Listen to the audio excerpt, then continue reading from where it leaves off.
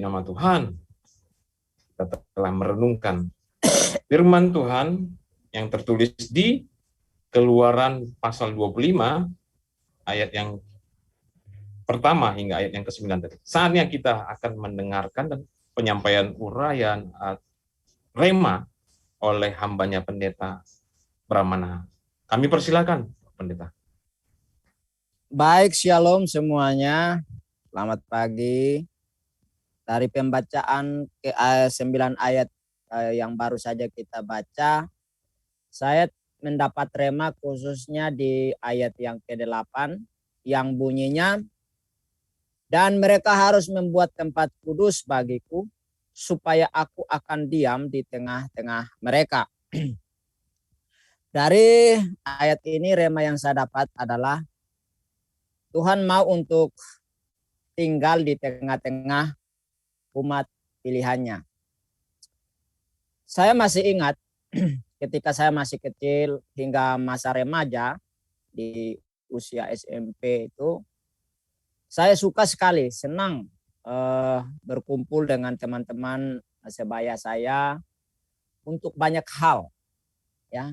Dan saya begitu senang ada di tengah mereka. Jadi ketika ayah saya melarang, saya masih main sembunyi-sembunyi untuk pergi berkumpul dengan mereka, ya, untuk bermain baik sepak bola maupun bahkan sampai tinju-tinjuan gitu ya. Senang aja. Dan ada kesenangan tersendiri untuk berkumpul dengan teman-teman. Nah, hari ini firman Tuhan boleh disampaikan kepada Musa, di mana Tuhan memerintahkan Musa untuk disampaikan kepada umat Israel guna membuat kemah suci bagi Tuhan, dengan tujuan agar Tuhan dapat diam di tengah-tengah mereka. Nah, bila kita simak ayat ini dengan baik, akan timbul pertanyaan di benak kita. Jika demikian, kalau kemah suci tidak dibangun, maka Tuhan tidak tinggal di tengah-tengah kaum Israel dong. Jawabannya ya, karena ini maunya Tuhan. Jadi kalau umat Israel tidak mentaati Tuhan untuk membangun kemah suci, maka Tuhan tidak tinggal di tengah-tengah mereka. Itu konsekuensi yang akan mereka terima. Itulah sebabnya Tuhan memerintahkan mereka untuk buat kemah suci. Nah, hal ini memberikan sebuah indikasi kepada kita bahwa Tuhan sangat rindu untuk selalu berada di tengah-tengah umatnya. Artinya Tuhan tidak mau terpisah dengan umatnya. Atau Tuhan tidak mau jauh, ya, dari miliknya. Nah, mengapa? Karena umat Israel dikatakan oleh Tuhan sendiri sebagai kekasihnya. Ya. Namanya kekasih, ya tidak mau jauh-jauh lah. Ya. Di dalam Yeremia pasal 11 ayat 15 dikatakan, apakah lagi urusan kekasihku di dalam rumahku? Bukankah ia sudah melaksanakan rancangan-rancangan yang jahat, najar-najar dan daging yang suci melewatkan malapetaka daripadamu, sehingga kemudian engkau dapat beria-ria. Jadi di dalam ayat ini Tuhan mengatakan bahwa kaum Israel itu adalah kekasih Dia.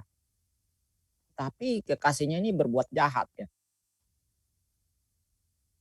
Nah, jadi umat Israel adalah kekasih Tuhan, maka Tuhan tidak ingin jauh dari mereka, maka Tuhan perintahkan buat kemah suci agar Tuhan ada di sana dan bersama-sama dengan mereka. Kalau kita yang pernah merasakan yang namanya berpacaran, pasti merasakan apa yang dirasakan oleh Tuhan ini. Tidak mau jauh. Baru saja ketemu, sampai di rumah masih telepon lagi. Kenapa telepon? Kangen. Padahal baru saja ketemu. Nah, jadi kita lihat di sini bahwa umat Israel yang mana Tuhan sebut mereka sebagai kekasih, selalu ingin dekat dengan mereka. Sehingga apa? Terjalin sebuah kemesraan, sebuah keharmonisan, sebuah keromantisan, ya, terjalin indah di antara Tuhan maupun kekasihnya. Nah, itu yang dirindukan oleh Yahweh. Nah, bukankah Tuhan Yesus juga menyebutkan kita sebagai pengantinnya yang sangat dikasihinya? Kita juga disebut sebagai pengantin mempelai perempuan. Ya. Di dalam kitab Wahyu pasal 19 ayat 7. Dikatakan, marilah kita bersukacita dan bersorak-sorai dan memuliakan Dia karena hari perkawinan anak domba telah tiba dan pengantinnya telah siap sedia. Jadi kita disebut pengantin wanita daripada Yesus Kristus sebagai sang mempelai laki-laki. Oleh karena itulah Tuhan Yesus sebagai sang mempelai, ya, daripada kita, Ia ingin selalu ada dan tinggal bersama-sama dengan kita untuk menyertai hidup kita dimanapun dan kapanpun, bahkan di dalam situasi apapun, Dia ingin ada bersama-sama dengan kita sebagai kekasihnya. Ya, ya, di dalam perintah amanat agung kan sudah dikatakan di sana, ya, dikatakan, dan ketahuilah aku menyertai kamu senantiasa sampai kepada akhir zaman. Artinya seumur hidup kita, Tuhan mau tinggal bersama-sama dengan kita. Matius pasal 28 ayatnya yang ke-20 bagian B. Betapa Tuhan itu rindu sekali untuk tinggal bersama kita. Nah, bahkan jauh sebelumnya Raja Daud sebagai salah satu kesayangan Tuhan mengungkapkan perasaannya, ya, bagaimana Tuhan ingin menyertai dirinya bahkan sampai di alam kubur. Coba, ya, kalau kita baca di dalam Mazmur 139 ayat 7 sampai 10, ya, kemana aku dapat pergi menjauhi rohmu? Kemana aku dapat lari dari hadapanmu? Jika aku mendaki ke langit, engkau di sana. Jika aku menaruh tempat tidurku di dunia orang mati, di situ pun engkau. Jika aku terbang dengan sayap fajar dan membuat kediaman di ujung laut, juga di sana tanganmu akan menuntun aku dan tangan kananmu memegang aku. Jadi Daud sendiri mengatakan bahwa bahkan masuk dalam liang kubur pun Tuhan tidak mau pisah. Dia ada di sana bersama-sama. Betapa kerinduan Tuhan begitu dalamnya untuk ada di tengah-tengah kita. Ada di tengah-tengah kehidupan kita. Dan apa yang dikatakan oleh Tuhan Yesus tentang kita, dia ingin bukan hanya tinggal di tengah kita, tetapi bahkan Dia ingin menyatu dengan kita selamanya. Menyatu, bukan hanya tinggal di tengah kita, tapi menyatu dengan diri kita. Kalau kita baca di dalam Yohanes pasal 15 ayat 4, ya. Tinggallah di dalam aku dan aku di dalam kamu, sama seperti ranting tidak dapat berbuah dari dirinya sendiri kalau ia tidak tinggal pada pokok anggur. Demikian juga kamu tidak berbuah jikalau kamu tidak tinggal di dalam aku.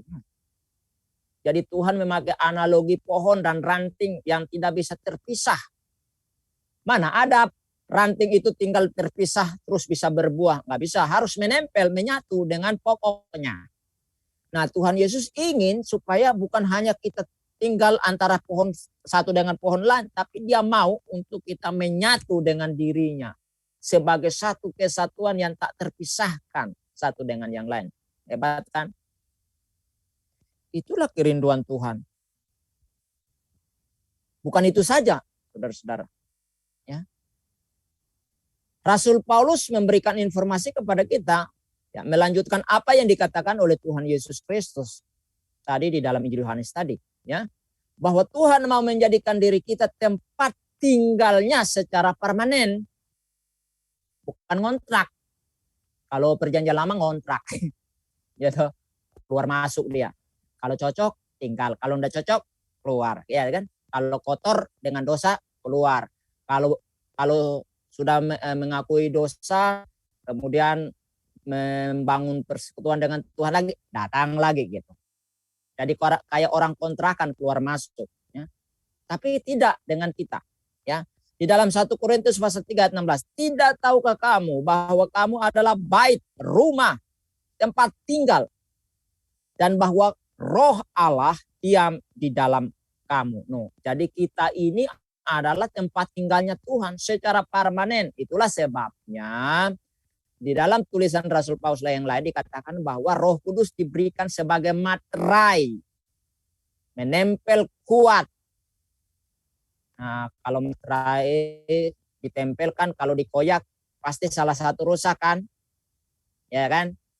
Nah, entah materainya atau kertasnya yang rusak. Nah, tidak mungkin kalau Tuhan, kan tidak mungkin Tuhan yang koyak. Kalau Roh Kudus kita buang, ya kita yang koyak, kita yang hancur. Kalau Tuhan kan tidak mungkin rusak tuh, ya kan? Nah, jadi kita adalah tempat tinggalnya Tuhan. Nah, oleh karena itu, janganlah kita merasa sendiri. Walaupun semua orang mungkin meninggalkan kita, tetapi Tuhan Yesus selalu ada untuk kita. Boleh saja orang tinggalkan kita, nggak ngakuin kita, silahkan. Saya pernah mengalami itu, ya, berulang kali.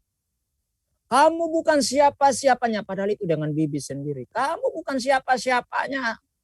Saya, ya, pergi dari rumah ini. Ya nggak apa-apa.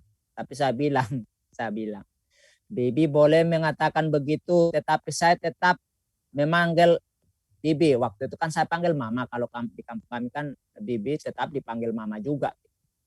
Saya bilang dengan paman sama bibi, walaupun saya tidak diakui, saya bilang saya tetap mengatakan bahwa papa sama mama adalah orang tua saya. Itu. Nah, ya. Jadi marilah, ya, kita sadar akan hal ini, bahwa apa yang dikatakan oleh Tuhan di dalam ayat ini, ya, untuk membuat kemah suci, yaitu diri kita sendiri, ya, untuk Tuhan tinggal di dalam diri kita dalam wujudnya sebagai Roh Kudus, ya. Dia tinggal bersama-sama dengan kita selama hidup kita sampai kita pulang ke rumah Bapa yang sesungguhnya. Nah, jadi saudaraku, mengapa Tuhan memerintahkan kepada Musa untuk membuat kemah suci? Karena Tuhan rindu ada bersama-sama dengan umatnya. Dia ingin ada di tengah-tengah umatnya. Nah, kita sekarang tidak lagi seperti zaman Musa buat tenda, tetapi diri kita sendiri Tuhan minta untuk dia tinggal di dalam diri kita sebagai rumah, sebagai tempat tinggalnya secara permanen. Jadi sekali teman-teman dan saya mengambil keputusan untuk lahir kembali oleh Roh Kudus, saat itulah Tuhan tidak pernah meninggalkan hidup kita. Paling kalau kita berbuat dosa, kita namanya mendukakan dia, membuat dia sedih, membuat dia tersakiti, tapi dia tidak meninggalkan kita. Ya, itu. Jadi kita harus sadarkan itu, sehingga hari ini apapun yang terjadi kita tidak perlu merasa sendiri, karena ada satu sosok yang selalu ada bersama kita, tinggal bersama kita, menyertai kita, yaitu Tuhan Yesus Kristus oleh kekuatan Roh Allah yang kudus. Nah, itu rema yang saya dapatkan, saya bagikan bagi kita. Semoga menjadi berkat bagi kita sekalian. Dan saudara-saudara yang ingin untuk berbagi rema, silahkan untuk berbagi dengan kita saat ini. Tuhan Yesus memberkati. Shalom. Haleluya. Amin.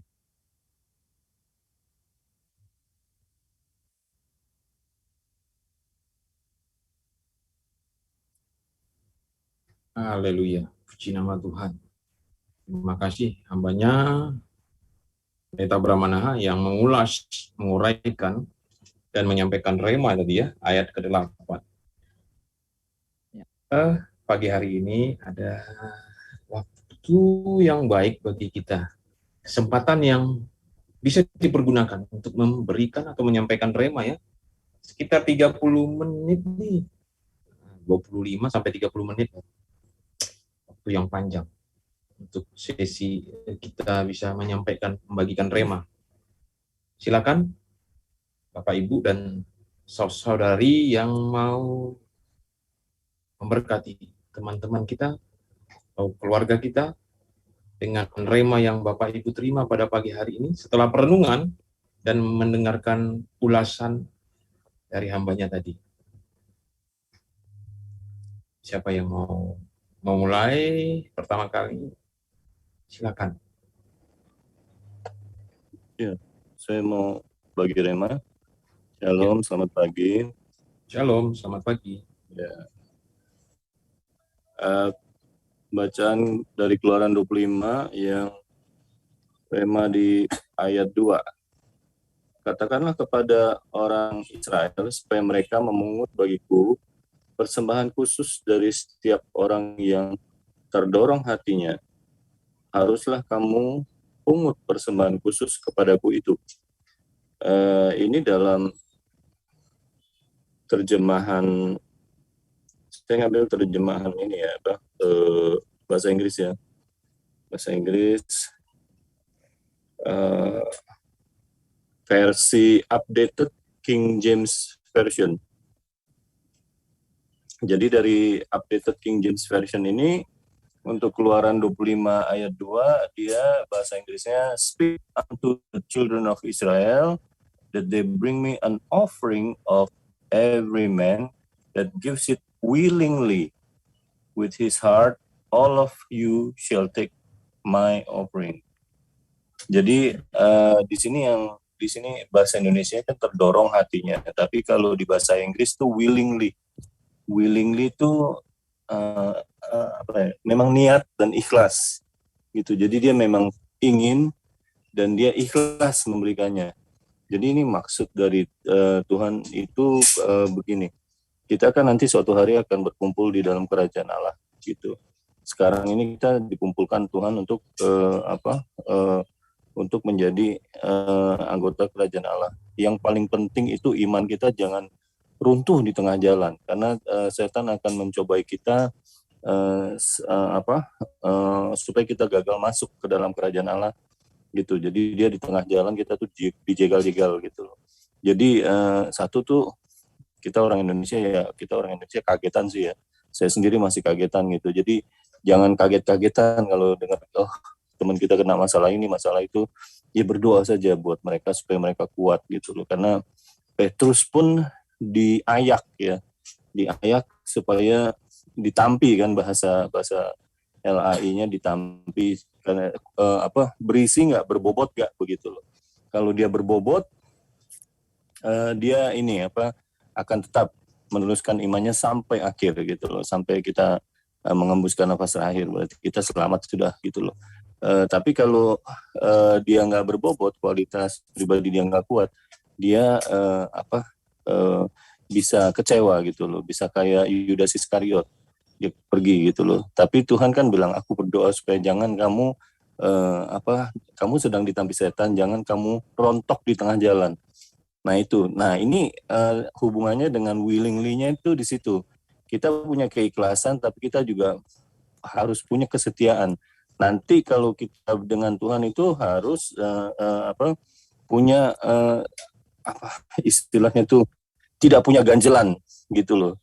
Jangan ada ganjelan. Kalau ada ganjelan lebih baik ngomong, karena ganjelan itu mudah sekali membuat kita runtuh di tengah jalan gitu dalam hubungan kita dengan Tuhan. Jadi dalam ini kan bicara persembahan untuk rumah Tuhan. Jadi kita sebenarnya bicara tentang pemberian gitu loh, persembahan gitu untuk rumah Tuhan, untuk Tuhan. Tapi dalam artian perjanjian baru ini kita pemberian kita tidak hanya untuk persembahan biasa, tapi juga berdoa itu, puji-pujian itu persembahan juga bagi doa Tuhan itu.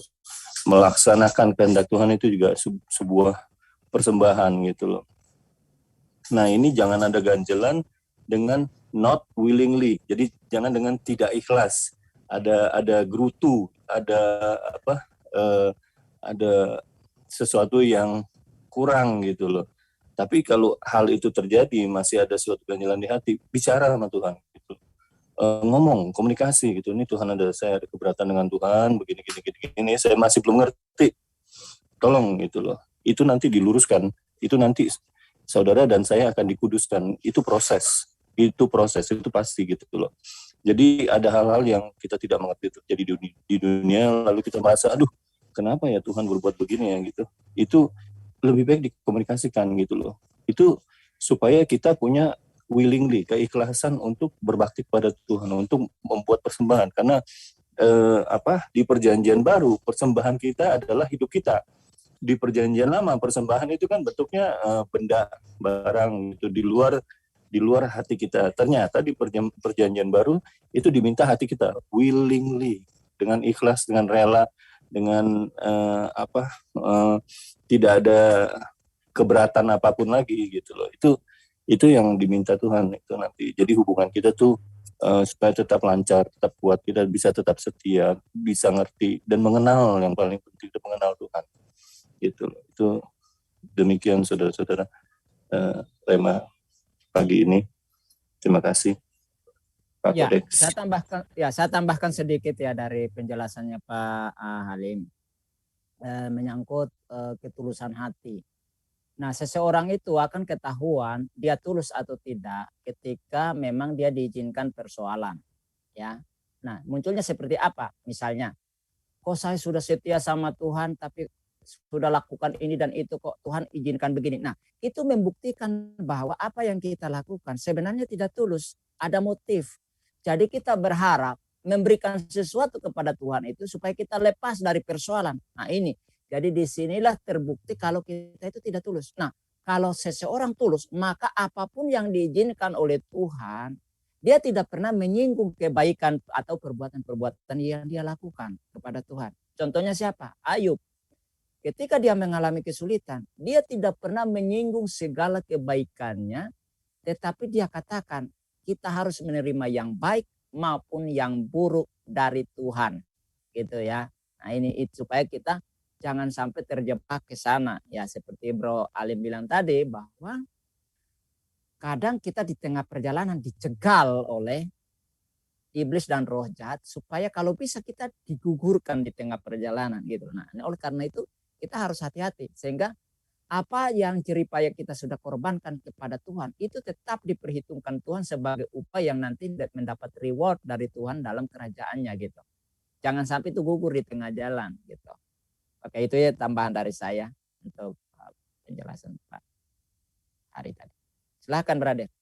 Ya, terima kasih tambahan dari atau melengkapi ya dari hambanya Pendeta Brahmana dan dari tema dari Bung Hari tadi ya, ayat yang kedua tuh. Kalau saya ada juga remanya. Saya dapat ayat yang ke-8, tapi memang kaitannya ke semua ayat. Poinnya dari ayat ke-8 munculnya. Ayat ke-8 dikatakan dan tertulis seperti ini di terjemahan LAI ya. Dan mereka harus membuat tempat kudus bagiku, supaya aku akan diam di tengah-tengah mereka. Poinnya di sini, kenapa yang maha tinggi, yang maha kudus mau turun? Gitu. Turun dalam arti berdiam diri. Artinya maksudnya mendiami suatu tempat. Ini bicara apa? Saya mikir dari tadi, dari awal. Ini kan yang maha tinggi. Dia ya otoritas tertinggi. Yang satu lagi poinnya yang diperintahkan untuk membuat tempat kudus itu umatnya. Kenapa yang maha tinggi? El Shaddai, yang maha kuasa, El Elyon, yang maha tinggi, atau katakan nama-nama Tuhan di zaman Israel kuno, ya, Israel kuno, mereka masih dalam perjalanan dari Mesir menuju tanah perjanjian, mau berdiam diri, maksudnya mau mendiami suatu tempat yang dibuat. Apa ini maknanya? Poinnya adalah ya seperti tadi hambanya pendeta Brahmana mengatakan, dia mau tinggal bersama-sama umatnya. Ini luar biasa. Ini ada perkenanan Tuhan. Berarti udah tersentuh hatinya. Ini orangnya taat ini. Umatnya ini taat. Dibilang begini, mereka diam. Serius dengerin. Apalagi hamba-hambanya itu ada Musa. Dari pasal-pasal sebelumnya kan ada yang naik tuh ke gunung Tuhan. Yosua, Musa, dan ada hamba-hambanya yang lain ya, yang diperbolehkan naik ke atas. Harun dan Hur katanya. Naik ke gunung Tuhan. Luar biasa kan? Ada yang umat ciptaan ya, umat pilihan naik ke gunung. Nah, itu pasal dan ayat sebelumnya ya. Dan kini dia mau bertindak. Ini tindakan Tuhan itu membuat umat itu harusnya apa ya? Yang Maha Kuasa mau tinggal bersama dengan kita. Dia katakan tadi, dan mereka harus membuat tempat kudus bagiku, supaya aku akan diam di tengah-tengah mereka. Pengertiannya sederhana sih sebenarnya. Ini, umat Israel ini akan selama-lamanya menjadi umat pilihan Tuhan. Imamat yang rajani. Nah, apa rema yang saya dapatkan? Di mana saya semenjak dipanggil menjadi pengikut Kristus, kadang-kadang menaruhkan iman saya kepada Kristus. Berarti saya ini layak kali ya. Apakah saya layak? Berarti saya harus hidup kudus dong. Saya terpanggil untuk tidak berbuat onar, kejahatan. Tidak mau ikut-ikutan grup sana. Grup sana itu bahasanya aneh-aneh. Nggak mau, menghindar. Lebih bagus menghindar dari masalah yang seperti itu. Yang mencemarkan. Malah, gabung sama grup sana, komunitas sana, kemungkinan nama Tuhan saya pun dihina, dicemarkan, dihujat. Gara-gara tindakan kamu nih, nggak kudus di hadapan Tuhan. Sehingga tak mungkin Roh Kudus mau tinggal di dalam hatimu, katanya. Ini jadi teguran bagi saya juga. Secara pribadi, remanya saya dapatkan. Andaikan Tuhan yang Maha Kuasa mau hidup tinggal, mau menempati bagian-bagian dari hidup ini, menyertai orang-orang yang dia pilih, luar biasa. Dia akan berfirman kepada umatnya, persiapkan dirimu, karena kalau sempat Tuhan udah bertahta di dalam hati seseorang, yang keluar dari dirinya itu adalah terpancar kemuliaan Kristus. Maksudnya nampak, tercermin. Ini orang pengikut Yesus benar-benar ya. Wah, diludahi aja dia masih memuji Tuhan. Dihina aja dia masih haleluya, puji Tuhan.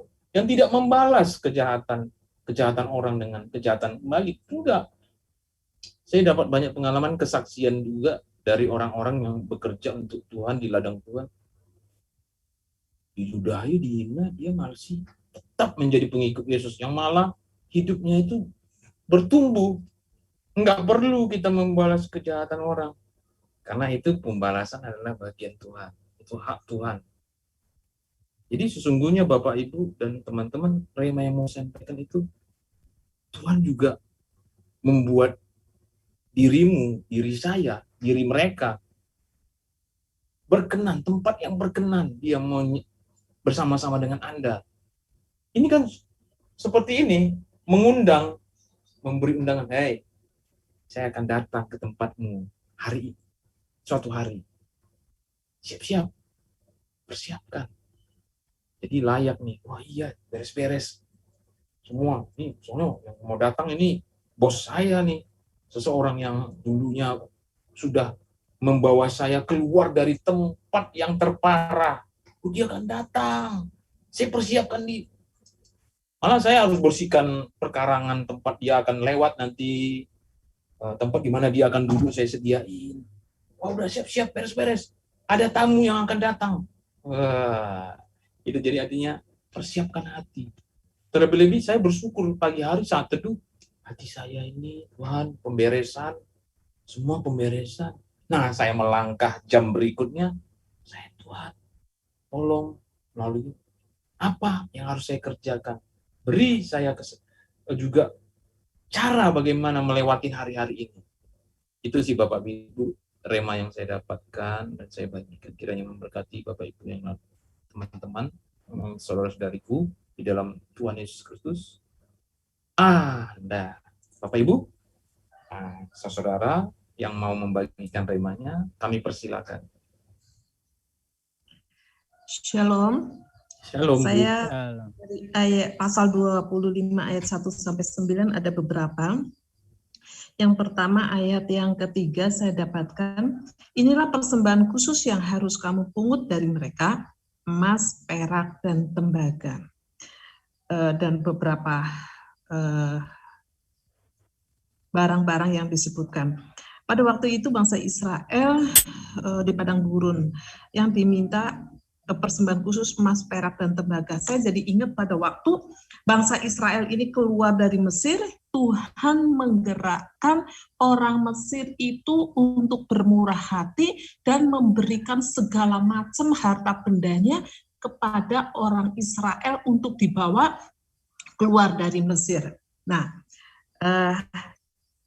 di padang gurun ini Tuhan meminta Musa mengambil persembahan khusus.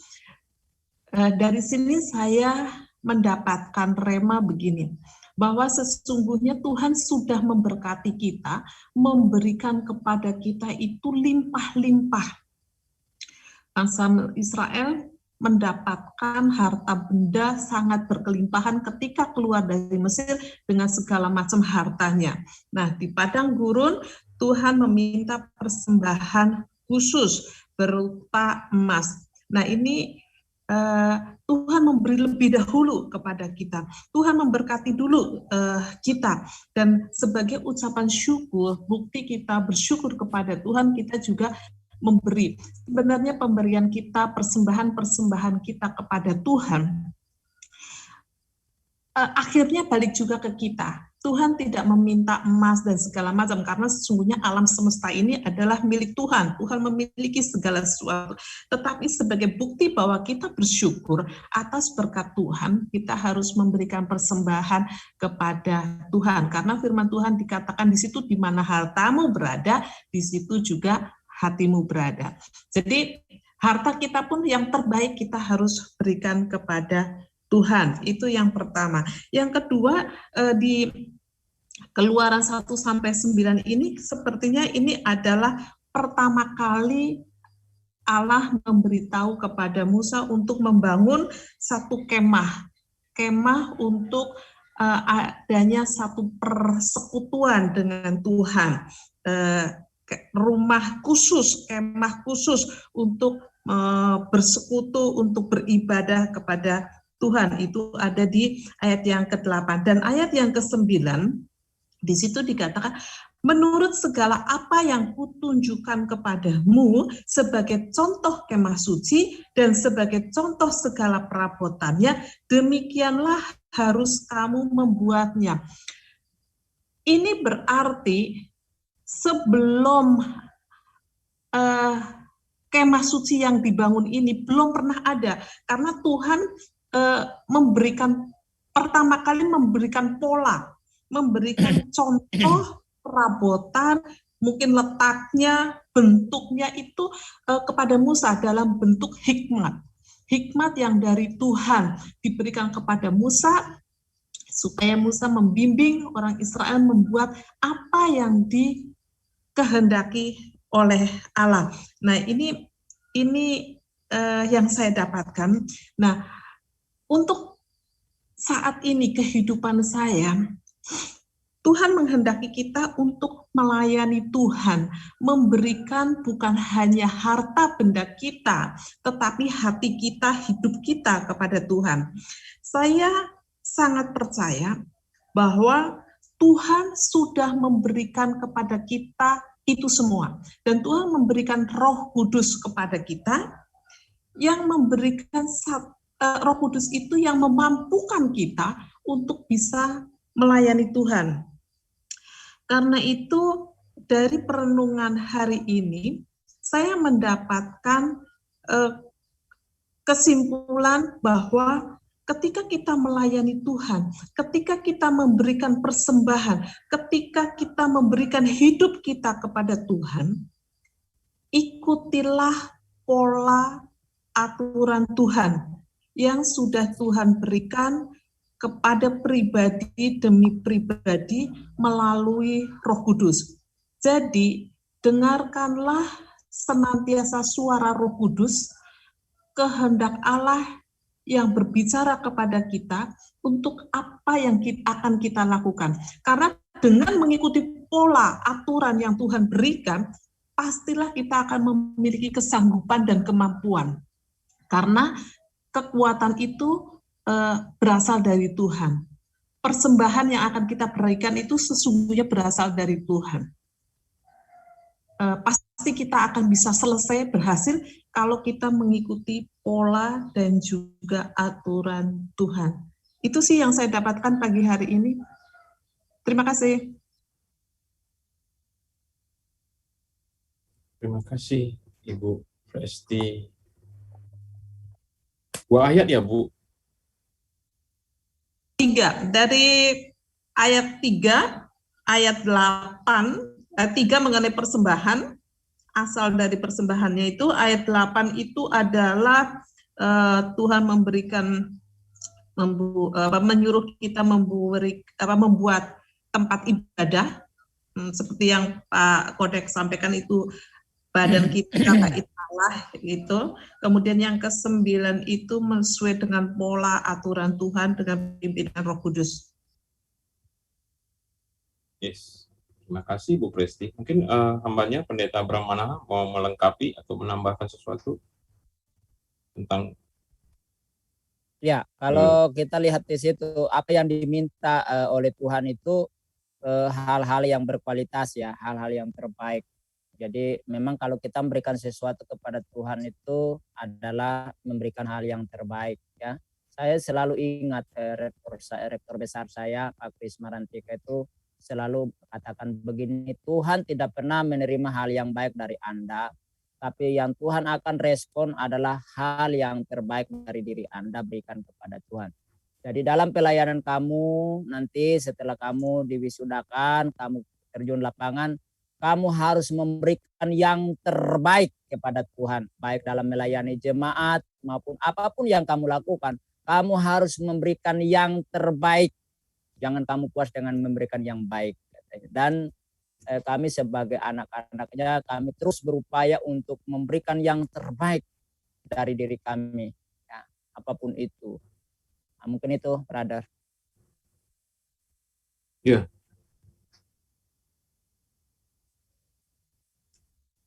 Saya juga sependapat. Tapi di sini poinnya saya lihat ini, kalau di zaman Musa itu akan dibuat ya kemah suci, dan itu sesuai dengan apa yang Tuhan perintahkan kepada Musa untuk dibuat. Jadi udah. Boleh. Silakan Bu. Ella.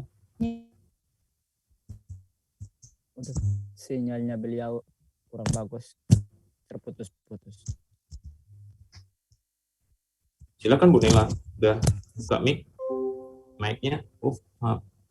Sinyalnya kurang bagus. Oh, gitu gak sinyal ya. Iya. Oke. Ya, tadi persilakan. Mungkin nanti back again. Nah, ini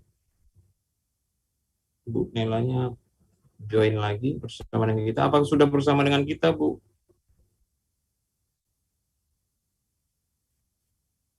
Mohon dibuka mic-nya, Bu Nela. Oke. Terima kasih Pak Kodek. Kita angkat satu pujian. Bapa, ku persembahkan tubuhku. Bapa, ku persembahkan tubuhku sebagai persembahan yang hidup, kudus dan yang berkenan Padamu, Bagai yang sejati. sebagai hati ku sembahkan. Ayo pokoknya. Ku sembahkan ku sembahkan Tuhan. Ku sembahkan Tuhan. Ku serahkan hidupku kepadamu untuk kemuliaan namamu. Kita ulang dari awal. Bapa, ku persembahkan tubuhku sebagai persembahan yang hidup, kudus dan yang berkenan padamu sebagai ibadah yang sejati. Ku sembah Kau, ku sembah Kau Tuhan, ku sembah Kau Yesus Tuhan, ku sembah Kau, ku serahkan untuk kemuliaan namamu.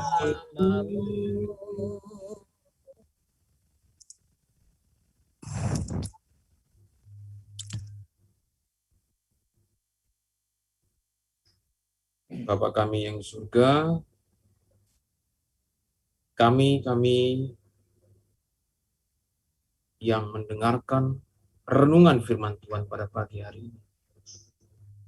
Dengan ucapan syukur kami merasakan bahwa tubuh kami, kehidupan kami berpikir bahwa ini adalah milik-Mu. Khususnya di pagi hari ini, setelahnya, kami akan pakai tubuh kami untuk kemuliaan bagi nama Tuhan. Kami yakin dan percaya, kami mempersembahkan tubuh kami sebagai persembahan yang hidup. Biarlah apa yang diperbuat oleh diri kami kiranya berkenan di hadapan-Mu. Sehingga firman-Mu yang tadi Engkau sampaikan, berikan kepada Musa, bahwa Engkau berkenan tinggal bersama-sama dengan umat-Mu. Begitu juga kami yang mendengarkan firman-Mu, kami meresponnya, ya dan amin firman. Firman-Mu, pelita bagi kaki kami, terang bagi jalan kami. Sebelum kami memulai aktivitas kami setiap hari, dan khususnya pada hari ini, Senin, 9 Agustus 2021, berkati kami, berikan kami kekuatan untuk menjalani hari-hari ini. Mari kita terima berkat Tuhan dari hambanya, Pendeta Brahmana. Persilakan Pak Pendeta. Sesungguhnya pertolongan kita datangnya daripada Allah Bapa, kasih sayang yang sempurna dari Tuhan kita Yesus Kristus, bimbingan, penghiburan, sukacita Roh Kudus turun dan melingkupi engkau, menyertai engkau sepanjang hidupmu, mulai saat ini sampai selama-lamanya. Terimalah semua itu dalam berkat nama Tuhan Yesus Kristus, nama di atas segala nama, sumber segala berkat. Haleluya. Amin. Amin. Amin. Terima kasih.